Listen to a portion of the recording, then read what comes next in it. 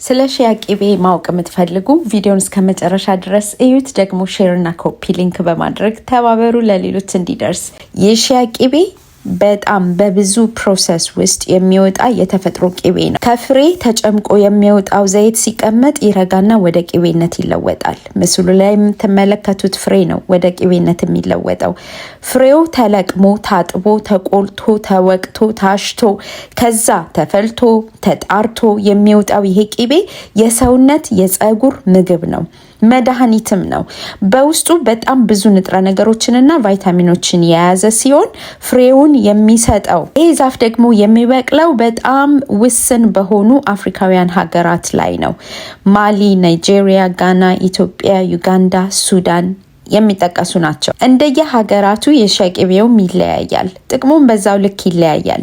የጋና ሺያ ቅቤ የተለያዩ ኮስሞቲክሶችን፣ ሻምፖና ኮንዲሽነርን ጨምሮ የገላ ሳሙናን ለማምረት ይጠቀሙበታል። በሌላ ቪዲዮ የቀሩትን ይዤላችሁ እመጣለሁ። ዛሬ ግን ስለ ናያላቲካ በኢስት አፍሪካ የሚመረተውን እንደ ሊኩዊድ ጎልድ ወይንም ደግሞ እንደ ወርቅ የሆነውን ያለምንም የሌላ ተጨማሪ ንጥረ ነገር እንዲሁ እንደወረደ ለቆዳና ለፀጉር በጣም ቆንጆ የሆነውን አንደኛና በጣም ውድ ተብሎ የሚሸጠውን የሺያ በተር ላሳያችሁ። በጣም ሌክጀሪየስ የሆነ ሶፍት ክሪሚ ሰውነታችሁን ሲነካ ወዲያው የሚቀልጥ ሙቅ ውሃ ወይንም ደግሞ በተለያየ ሜተድ ማለት ነው ማቅለጥ የማይጠበቅባችሁ ይሄ ናያላቲካ ሺያ በተር በጣም በዓለም ላይ ተመራጭ ነው፣ ደግሞ ውድ ነው። ለዛም ነው በኩዊን ኦፍ ሺባ ስር ይሄ ምርጥ የሆነው ሺያ በተር እየተመረተ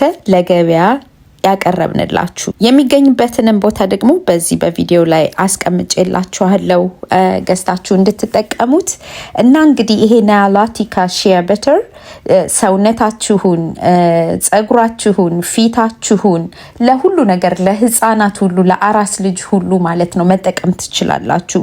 እርጉዝ ስትሆኑ ሆዳችሁን በመቀባት ሸንተረር እንዳያወጣባችሁ ስትሬች ማርክ ማለት ነው እንዳያወጣባችሁ ይከላከላል።